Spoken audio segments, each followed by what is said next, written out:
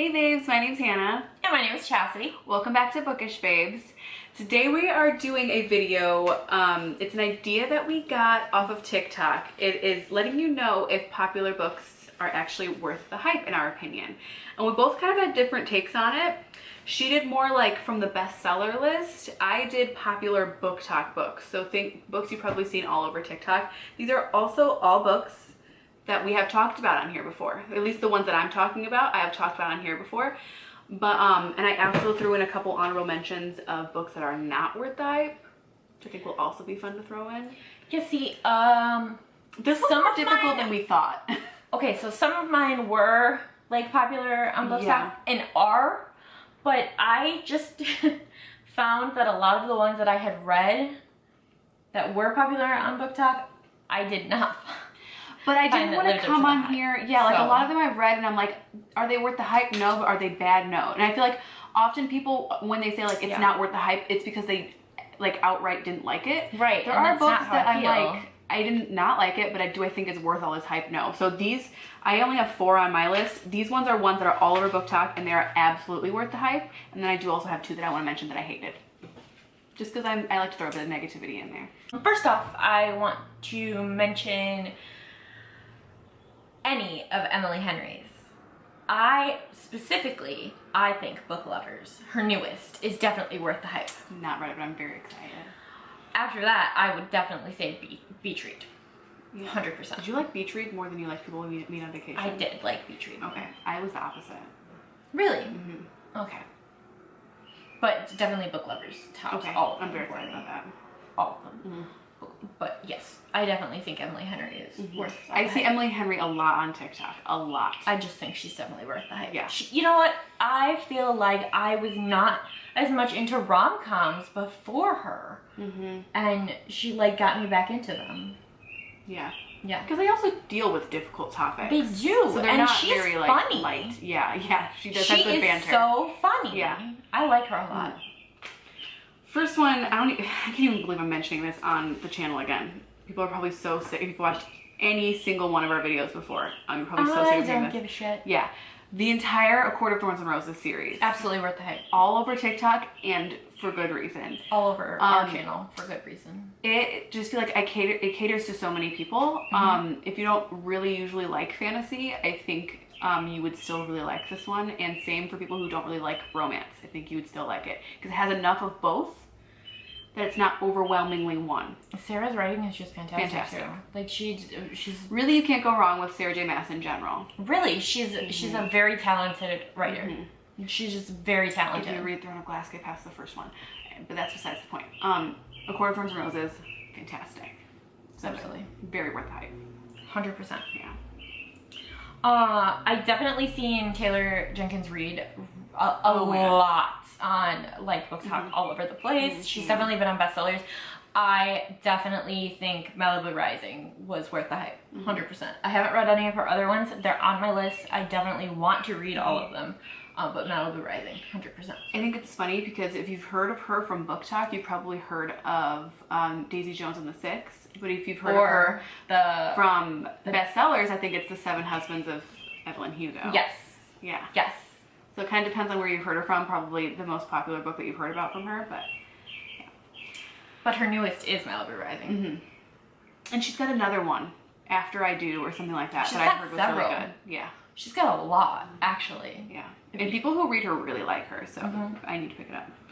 The next one I want to talk about is another one that I heard that were both on like the bestsellers list and all over book talk. All over. Probably the one I've heard about the most. The Song of Achilles. This was very worth the hype for me. I didn't pick it up because I thought it wasn't going to be. And so I was very pleasantly surprised by it. It's the most beautiful story. It's written so well. And I see why so many people resonate with it. Yeah. Definitely pick it up, please. It was a very quick read too. Very easily digestible. Yeah, you kind of get through it. Yeah. The audiobook is also fantastic. The next one, which also got a Netflix adaptation, was Pieces of Her by Karen Slaughter. 100% worth the hype. And more. I will not ever stop talking about this book. This book is so good. I have not read it. read it. But you want to know what's funny? It's my mom's not really a reader, but she's in a book club, so she reads like one book every month or so. They're reading this in her book club right now, and she's really enjoying it. It's so good. So even people who don't read a lot might also like that one. Yeah, it's really good. Which I think means something, for sure, because if you don't typically read and you can keep up with the book, that's important. That was a hefty one to like take on too if you're not a big yeah. Like but it's good. It's really, really good. Next ones, I'm just going to mention these two because they're the ones that are all over Book Talk. It's Verity and It Ends With Us, but really anything by Colleen Hoover, you can't go wrong. God, I love Colleen. Yeah. Verity and It Ends With Us are all over, and all over the internet in general. I feel like every week I see like a different really famous person. Like I think she just reposted like Kendall Jenner or something who's like reading her book. Yeah, yeah, It Ends With Us, I think. Yeah, it's always somebody different. Also, I do want to point out that Verity and It Ends With Us are on two opposite spectrums here. Yes, if you are like a thriller, like a psychological thriller fan, Verity is for you. It Ends With Us. I struggle to call it a romance because it's so much more than that, but that's what I feel like. The people who typically like romance reach for that one. Definitely. Yeah. But it definitely is more than both of them are very heavy. Very heavy. But fantastic. She's a great writer. Yeah. She's really like another one where like if you don't typically read, you can get through a Colleen Hoover book. It's very easy to read and keep up with. Yeah. Yeah. And the story is like constantly moving and the characters are constantly evolving, so. She's also really good with dialogue. Like she's another one that's just, her banter is really good and like her characters. She has like a lot of pop culture references and so yeah, she's great. Yeah.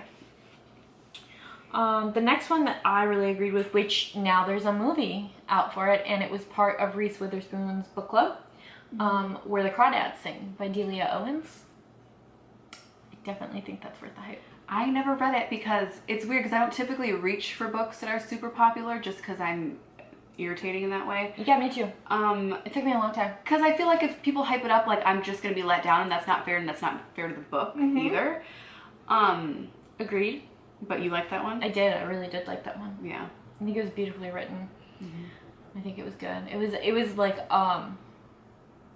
was really a story of determination and survival because it was like one girl with a whole town against her. Yeah. It was really good. It's funny because I feel like a lot of these super popular books, and I'm not trying to say like I'm a trendsetter or anything, but I read them before they were popular. Otherwise, I probably wouldn't have read them because I'm so against. That's how I usually am. But this one was pretty popular when I read it. That's why I didn't pick up Akatar for the longest time. And that's why I didn't pick up A Song of Achilles, but they're both very worth it. Song of Achilles was already popular. When Same with Colleen Hoover. I read it way before. We are OG Colleen Hoover fans. Read way before. Yeah. I read Verity when it was like independently published. I read Verity the day it came out. And it wasn't available in bookstores. So the last one I want to mention that is worth the hype is another one that I read a while ago before I saw people talking about it. Just honestly, very recently have I seen people talk about this on TikTok, and I get so excited every time I see it because I'm excited that more people are picking it up. Really recently blown up. Yes, it is Love in Other Words by Christina Lauren. I've raved about this book so many times, and I'll continue to rave about it. It is my favorite book by them. I haven't read all of them, but I've read quite a few, and it's my favorite one by them.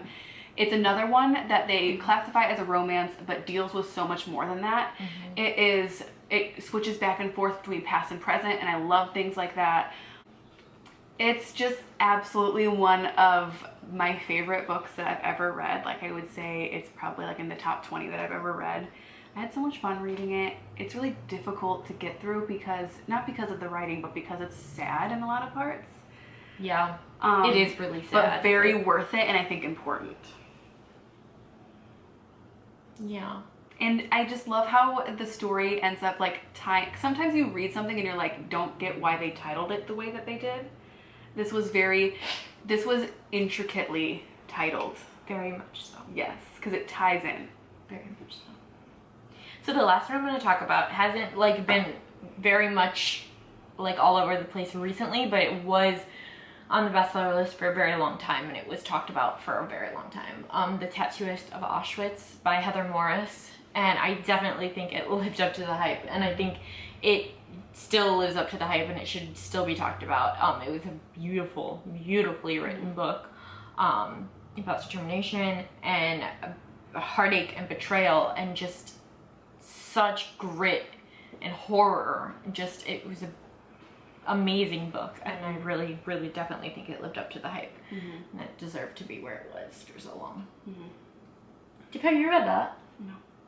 You should. You sound a little British there. I did. Have you ever read that? I did. I don't know where that came from. So 2 little things I want to mention, just because I can't help myself, I have to throw in a little bit of negativity. There are 2 that I see all over Book Talk all the time that I want to get out into the air. Not only are these not worth the hype, they're not worth your money, in my opinion.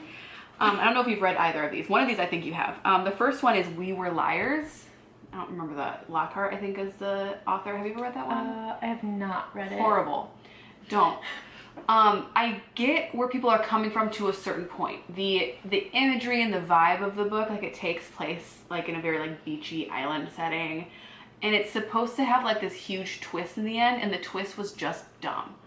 So very much not worth it. Okay.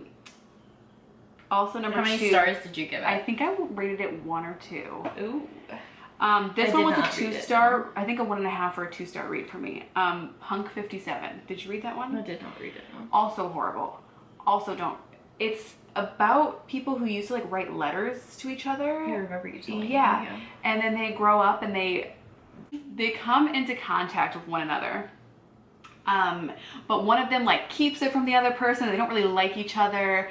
And it's just like a whole lot of like betrayal, and like the one person keeps it from the other one for like way too long for absolutely no reason. And they kind of like, it's very manipulative to me because a lot happens between the 2 characters before the one character actually knows who he is, and that's not right. It's very manipulative, and I don't get why people say that it's like this beautiful love story, because it's really not. And also I almost DNF'd it at several points just because I was bored with the story. Alrighty, so that's what we have for you today. Hope you enjoyed. Comment down below and hit that like button. Subscribe and make sure you hit that notification bell so you know when we post next. Bye. Bye.